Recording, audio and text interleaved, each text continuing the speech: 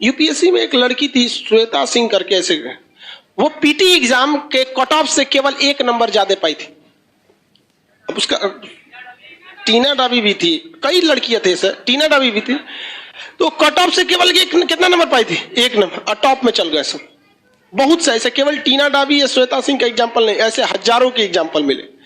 देखो एक बात बताते हैं, बहुत खराब सच है, जिस लड़के को लगेगा उसको 100 में 100 मार्क्स लाना है, उसका कभी रिजल्ट नहीं होगा, स्पेशली कंपटीशन में। ये स्ट्रेटजी बोर्ड में काम करती है।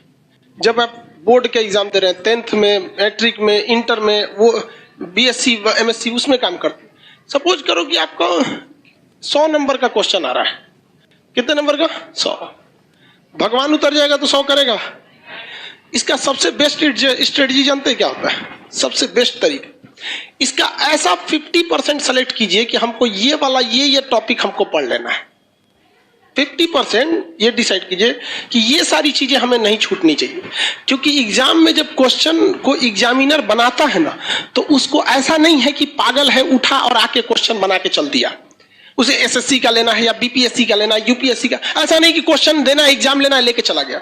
उसके लिए भी कुछ रूल एंड रेगुलेशन होते हैं, उसके ऊपर भी कुछ होता है। जैसे स्टूडेंट्स के लिए एक सिलेबस होता है एग्जाम देने का, वैसे ही एग्जामिनर के ऊपर एक सिलेबस होता है क्वेश्चन सेट करने का पैटर्न, जिसमें वो 50% एवरेज क्वेश्चन सेट करता है, जिसके लिए बहुत खास मेहनत की जरूरत नहीं है, केवल सिंसियरिटी की जरूरत है। इसके बाद का जो 30% क्वेश्चन होता है, ये टफ होता है, और ये 20% उन्हीं को दिया जाता है जो बहुत होशियार समझते हैं अपने आप को, ताकि उन्हें बर्बाद कर दिया जाए। ये 20% क्वेश्चन किसी कीमत पे आपसे नहीं हो सकता है। देखो बाबू, ये 20% कब हो सकता है? बोर्ड के एग्जाम में। बोर्ड के एग्जाम में आप 100 में 100 करो, लेकिन जिसने यहां सोच लिया, आप कभी कभी देखते होंगे कुछ क्वेश्चन को हम बड़ा सीरियसली बताते होंगे, किसी क्वेश्चन को बता के इग्नोर कर देते हैं, अरे हटा यार। जानते हैं किसको? ये 20% वाले।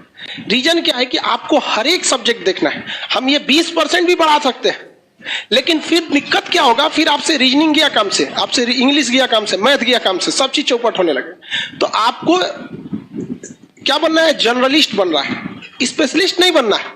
हमारे लिए क्या चाहता है? हम तो पूरा लिखवा देंगे, पूरा ले सोच रहे को राजवंश, तो कुछ नहीं छोड़ेंगे।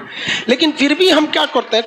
कोशिश यही करते हैं कि कम से कम ये वाला तो ससुरा किसी कीमत पे ना छूटे, ये वाला नहीं छूटे।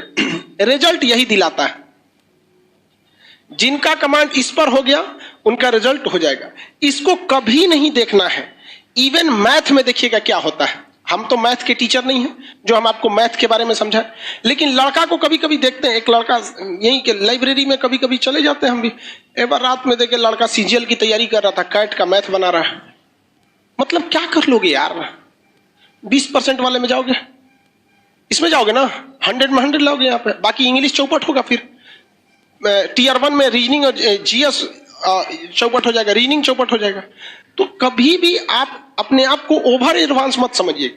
आप में से भी कुछ लड़का और कुछ लड़की ओवर एडवांस होते होंगे सब, तो किस में जाता है सब? ये 20% में। उसका रिजल्ट नहीं चाहिए, उसको क्या चाहिए? टॉप करना है। यूपीएससी में एक लड़की थी श्वेता सिंह करके, ऐसे वो पीटी एग्जाम के कट ऑफ से केवल 1 नंबर ज्यादा पाई थी। अब उसका टीना डाबी भी थी, कई लड़कियां थे सर, टीना डाबी भी थी, तो कट ऑफ से केवल कितना नंबर पाई थी? 1 नंबर, और टॉप में चल गए सब। बहुत से ऐसे, केवल टीना डाबी या श्वेता सिंह का एग्जाम्पल नहीं, ऐसे हजारों के एग्जाम्पल मिले कि कट ऑफ से केवल कितना नंबर? 1, 2 या 3 नंबर जाते, और उसके बाद जब ओवरऑल मेंस का आया तो पूरे ऑल ओवर इंडिया में चले गए। तो ये ऑब्जेक्टिव में आपको ये डिसाइड रखना है कि कुछ ऐसे चीज रखिए कि जो हमसे भगवान भी नहीं छीन सकता है। कौन सा? ये 50% वाला।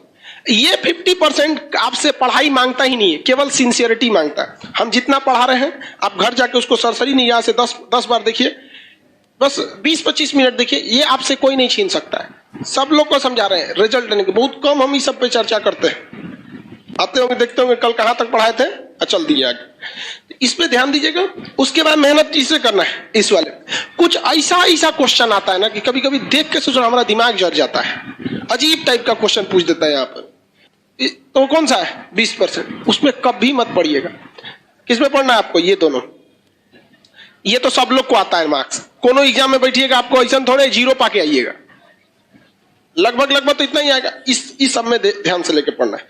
तो जितना आपका मटेरियल है, या जो हम पढ़ाते हैं तो हम भी इसी को ध्यान में रख के पढ़ाते हैं।